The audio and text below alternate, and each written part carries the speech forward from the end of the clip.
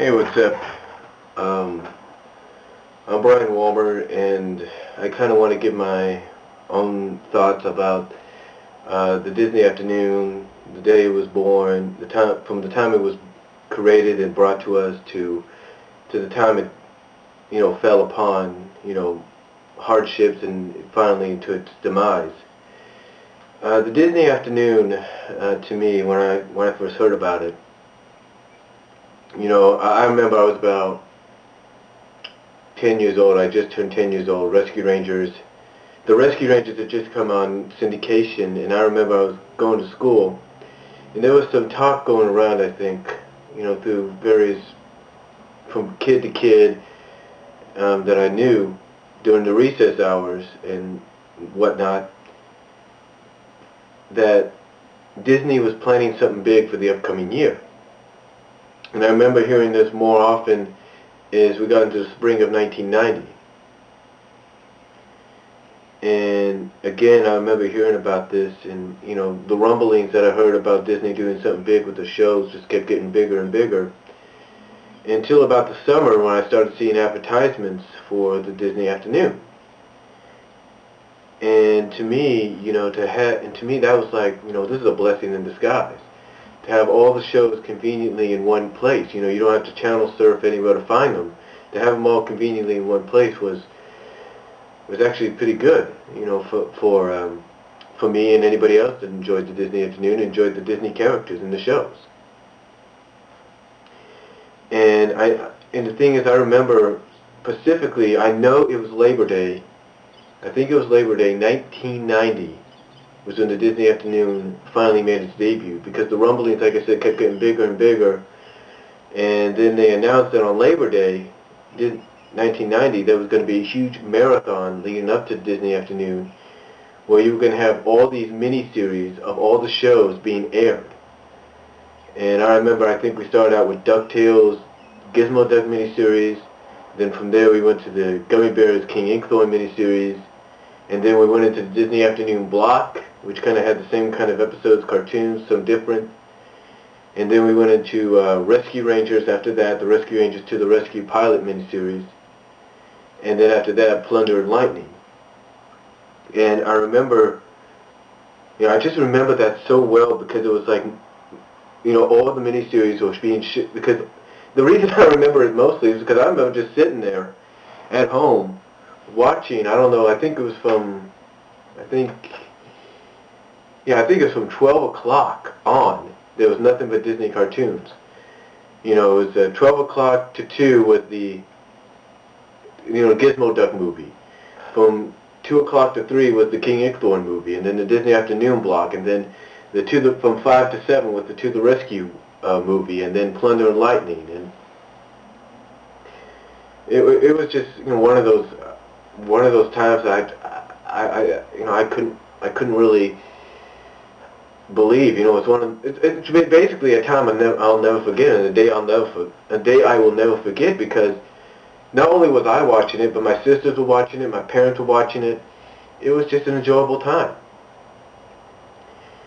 And I remember, I just kept watching the Disney afternoon for that whole year. And as time went on, Disney continued to do its, at that time, Disney still continued to do its primetime introductions for its new animated series. I remember they did one for Darkwing Duck.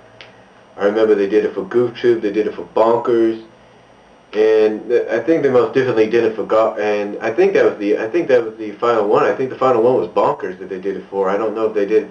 I think they did it for Gargoyles. I'm not sure. I do remember that when Gargoyles came out for the Disney afternoon, that it was shown in theaters, in selected theaters, for one night only. Oh yeah, the last one I think they did was Mighty Ducks. But anyway, I just remember throughout the years watching the Disney afternoon, watching that same opening from 1990 all the way to 1994. And every time I watched that opening, it always gave me a real feel-good feeling that I was watching something magical, I was watching something special. Unfortunately, with a lot of good things, I don't know who was put in charge of it, but things started to kind of fall apart for the Disney Afternoon, in my opinion, especially around the mid-90s. I mean, in 1993, Bonkers was the last show to really be part of the traditional old-school Disney Afternoon. But as soon as we hit into the 1994 season and 95 season, that's when things started to really kind of mess up. Because in 1994, you had not one, but you had two animated series make their debut on the Disney Afternoon. And that was Aladdin and The Goggles. And that was also the year the Disney Afternoon went from being Disney Afternoon to just TDA. And that was kind of hard for a lot of, I truly believe that was kind of not just hard for myself, but hard for a lot of fans, because you started to notice that you were losing that feel-good momentum that the Disney Afternoon always had, that feel-good magic that it had, and it just got worse and worse. I'm not saying the shows weren't good. They were. The shows they had on there were good, but it was just starting to lose this nostalgic feel, that feel to it. And around, like I said, the mid '90s is when it all started to head down. That feel, because instead of having one show make its debut every year and just move another show out and just be regular Disney Afternoon programming like it was known when it first began, it started just, all of a sudden you had not one, but you had not two, but you had three shows debuting around the same time, and you had them flip-flopping from day to day, and you're thinking, okay, what day is this show coming on? What day is that show coming on? And it was hard. It was hard for me. It was hard for me and a lot of fans, I believe, to have to deal with it. Until finally, 1997, it all came to an end. When 1997 came around, Disney Afternoon was changed into ABC's One Saturday Morning, and it was hard for a lot of us. I'm not saying it was hard for a lot of us, but just it was surprising that the Disney Afternoon was gone. To be exact, it was kind of surprising. I mean, I thought, in all honesty, the Disney Afternoon was going to last a long time, but like I said, as soon as it hit the mid '90s and things started to fall apart for it, things started to go crazy about it. You started to have three shows debut instead of one. It really didn't help much. And then to change its name, shorten its name to TDA, and then to change its introductions not once but twice, and then to add on these little names like Action Fridays, Manic Mondays, or whatever you want to call it, it wasn't. I don't think it really. To me, it didn't really help. So, to me, had Disney just stuck with the traditional format that it started with, I truly believe Disney Afternoon would still be here. That's just my opinion. But I had no say in it. The fans, obviously, we tried to, I guess, probably say something, but obviously didn't work. And but still, I'm always going to be grateful for the Disney Afternoon being around, because nowadays you have shows and networks and even in syndication somewhere, you have cartoon blocks that follow that format at times. And again, I think it's all because of Disney Afternoon that started that. And maybe someday it'll come something similar something similar like it will come back.